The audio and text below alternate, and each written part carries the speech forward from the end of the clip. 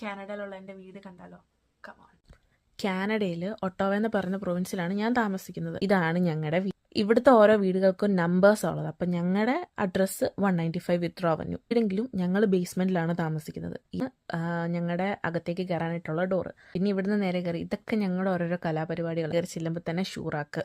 പിന്നെ നേരെ സ്റ്റെയർ ഇറങ്ങിയിട്ട് നേരെ കാണുന്നതാണ് എൻ്റെ ബെഡ്റൂം.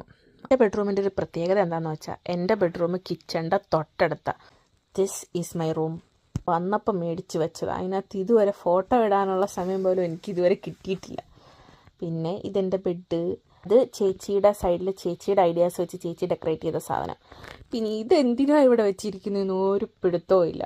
ഇത് ഞങ്ങളുടെ കബോർഡ്. ചേച്ചിയുടെ ഐഡിയ പ്രകാരം ഞങ്ങളൊരു വേറൊരു കബോർഡോടെ മേടിച്ചു. സൈഡിൽ ഫുള്ള് എൻ്റെ ഡ്രസ്സും ജീൻസും ടോപ്പും എല്ലാ സാധനങ്ങളും തുണി അലക്കാനിടാനുള്ള സാധനങ്ങളും ആ സൈഡിൽ.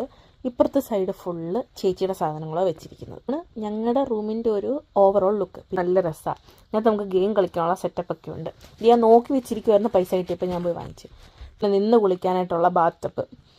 പിന്നെ ഈ ഡോർ ഇങ്ങനെ അടയ്ക്കുമ്പോൾ നമുക്ക് വലിയൊരു ഷെൽഫുണ്ട്. ഈ ഹാഫ് ബാത്റൂമാണ് ഉള്ളത്. ഹാഫ് എന്ന് ഉദ്ദേശിക്കുന്നത് ഷവർ ഒഴിച്ച് ബാക്കിയെല്ലാം ഉണ്ട്.